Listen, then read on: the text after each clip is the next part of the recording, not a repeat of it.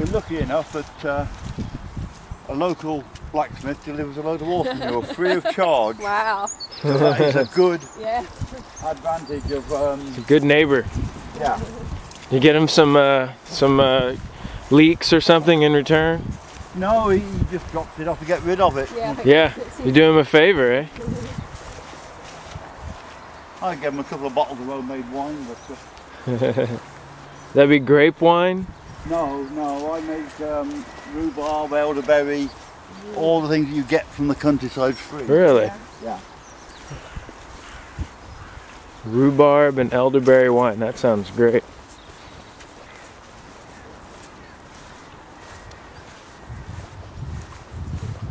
We just. Well, these are my two. Is that one and the next one? So how much is that in an area? I wouldn't have a foggiest idea, to be honest with you, because in this country they do it in so many different ways. There's hectares and poles and all sorts of things, acres. You know, it depends what it is. But there's two of them now. That's about 120 foot by about 20 foot. Okay. And what crops do you have? At the moment, all I've got in here is peas gone in, and there is onions down there, you can see, and broad beans. Okay. On this one here, there is the rhubarb growing there, and that is purple sprouting. Oh, so the rhubarb's just coming up? Yeah, and purple sprouting is just coming up to being ready for picking. Okay. But it was hit bad this year by the snow and frost. Yeah. And this is the rhubarb, these little green tufts? Yeah. No, these here. Oh. That's your rhubarb. Yeah, they're wallflowers. Yeah, that's rhubarb. Beautiful. I love rhubarb. And that's all purple sprouting. We've got it by the frost. Yeah. A lot of it, and the snow, it broke a lot of it down. Yeah. That's broccoli? Well, it's the same sort of thing, yeah. Purple sprouting is a broccoli. Similar to a broccoli? Yeah.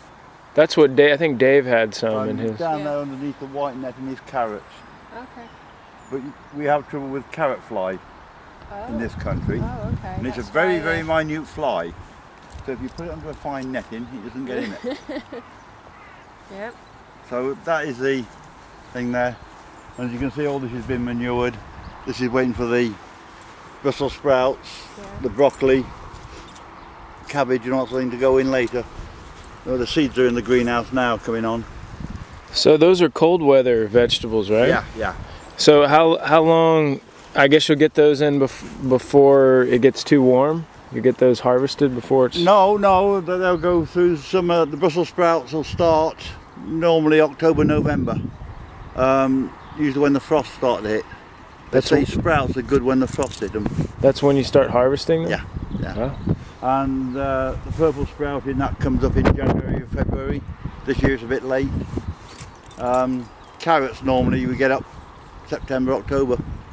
Huh. Most of it goes through the summer. There's not much of the stuff doesn't. A lot of we have a problem with things going to flower. Yeah, well we don't get the heat, that is a thing, you see. Yeah, like our broccoli is already flowering. Yes, you get that. And this is a good system. I was working it out because they're just changing the agreements on it. And there's 89 allotments on this patch. Wow. If that's any interest to you? Yeah. There's a lot of space. It looks like at least like 20 acres of land here. Oh, no, I wouldn't have thought that. I would have said about 6. Huh. 6 acres. So is it a big social thing too? Do you kind of... Not a lot. Little groups. You know, 3 or 4 of you out and work together. Yeah. I mean, me, Tim, Anthony, Tony in the bottom. We all work with each other a little bit. You know, we swap plants if we've got too many and the other one hasn't. And if I've got a lot, like at the moment, there's a lot of leeks down there, which are only the weedy ones left, but everybody else can sell to them now. Because there's more than what I want. So they have a few when they come down as well if they haven't got any. So does this supply all of your vegetables that you need? Do you ever find yourself buying? Occasionally you buy, but not very often. Normally the problem is getting rid of it. You give it to neighbours just to get rid of it. Because to get enough you grow too much. Yeah. You know, to make sure you've got enough you always seem to grow that little bit too much. And I don't like to see it go to waste. So I'd rather give it away. Yeah. You know, at least you know you've got enough. It makes good neighbors too when you. Yeah, but you know you've got enough, don't you? You know what I mean? Do you can any of it or freeze? You freeze it? Freeze, yeah, freeze. Peas, beans, carrots, even parsnips. Freeze. Raspberries, strawberries, blackcurrants and gooseberries. And I see a lot of rain barrels around. Do you have to supplement with any other water besides rainwater? There is no water on the site, only rainwater. That's why you got the barrels. Yeah. Except just down there's a brook. Okay. And you can go to the brook and get it out, but you've got to go down a bank and you've got to then you've got to lug it all the way back. So if you can get the rain barrels, it's an advantage. Yeah. And then you have to have a structure for your rain barrels, right? But the trouble is with this allotment, with the brook being there and it's sloping down, like now, it drains very fast. Right. After all the rain now, even now, if you go down into this, it's not sod. Yeah. You know what I mean? Wow. The only trouble is in the summer, it dries out fast. Yeah. You can't have it both ways. Yeah. You know. And it's very, very good allotment. It's a beautiful place. And it's nice and quiet. Down the bottom there. We get a bus and some hawks come around. So. Yeah. You're in the country as well, although you're in the town.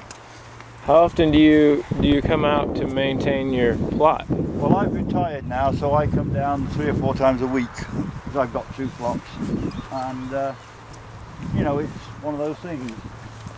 Some come down once a week, some come down every day, depending on what you want to do, basically. Different times of year. So are the birds a problem for some of the vegetables? Yeah, pigeons. That's why the netting's over them, because otherwise it will, they take all the heads out of them. Smart birds.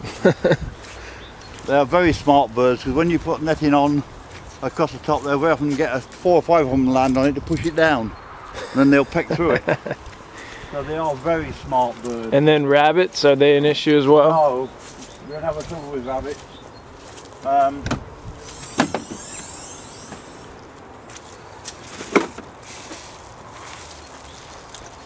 Like rhubarb. Is this for the ride home? Yeah, rhubarb wine. Thank you, mate. Only have the rhubarb. Yeah. Thank you very much. Welcome. Good luck with your plots. Yeah. You got some rhubarb wine there. I want to check out this rain barrel.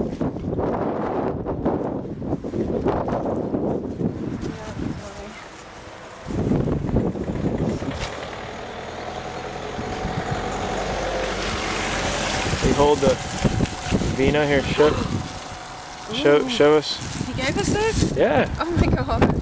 Rhubarb wine. Stuart Rowe. Cirencester rhubarb.